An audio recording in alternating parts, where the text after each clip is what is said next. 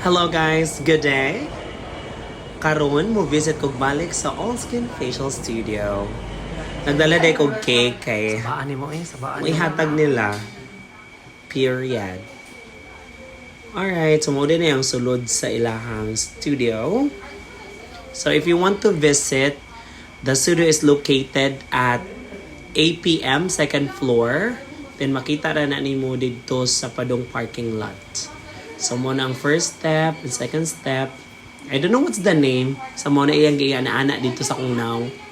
Kay I need to pamper myself baya jud kay stress kaayo ko for a couple of weeks kay daghan kay forms nga gibuhat, daghan kaayo mga pending nga mga trabaho. You know, kay babla kag teacher, diba? So mao na to, while naglimpyo siya sa ako ang now, nag-wipe siya.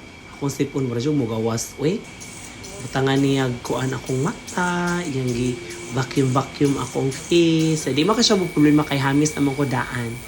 Then ihapong gi kuan og mga hugaw ang ako ang face.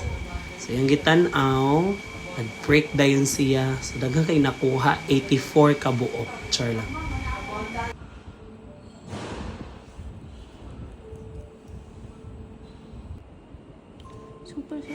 Then I wanted to observe guys, muna na yung process. So gipintingan akong naong. Naana siya philosophy nga gigamit ato. Yung butangan niya mask.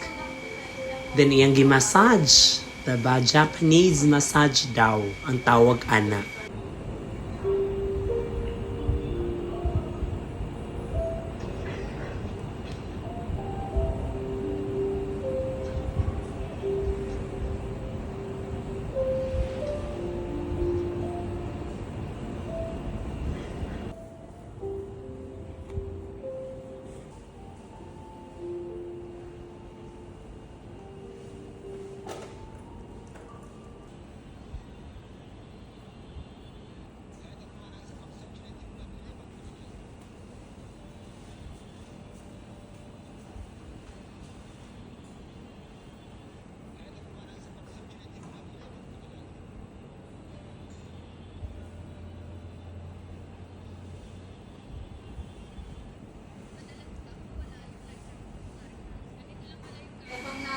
And there you have it, guys.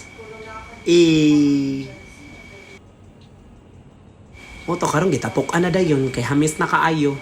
Thanks for watching everyone.